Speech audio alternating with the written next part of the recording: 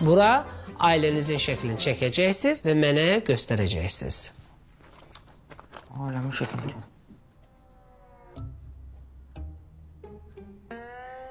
Çəkdim atam. Verin baxım. Nə?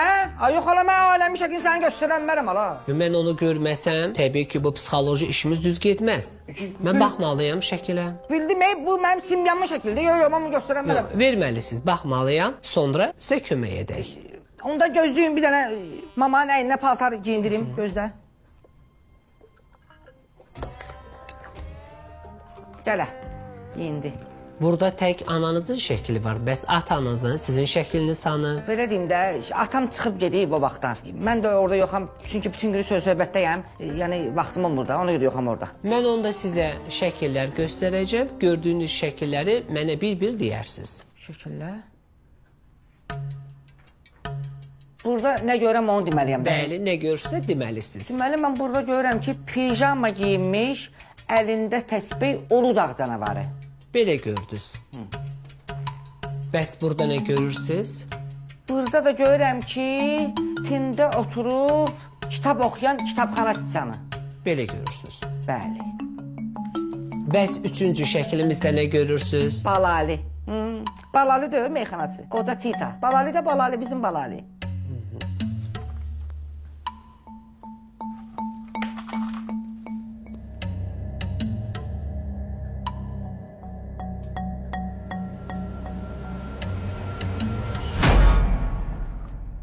Bu mənim sizin obrazımdır. Yəni mən nəsə götürməsəm ürəyim partlayar. Bu mənli idi. Fırlatdım bunu səndən. Sonra?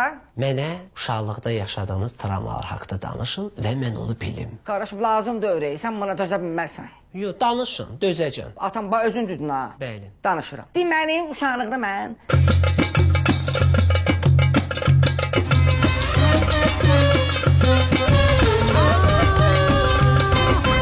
Yəni, bax belə qardaşım. Nə qardaşı be? Sənin sülüyozda bir qədər payın da yoxdur. Basmayla! Yara, necə sülüyozda payım yoxdur? Sən mənə tanıyırsan, mən çox apatik adamım. Mən gicəm, başa şunun gic şirin.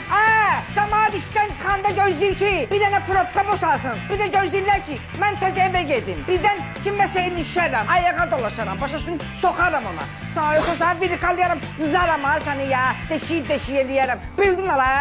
Saat neçədir? Saat mən nə bilməm ala, 5. Mənim artıq iş vaxtım bitib, sən də seansın.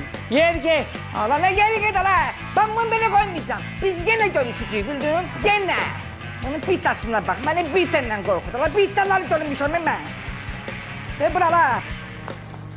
Buna kreska alıb gətirmişəm ki, yesin. Hələ verirəm mama pişirər.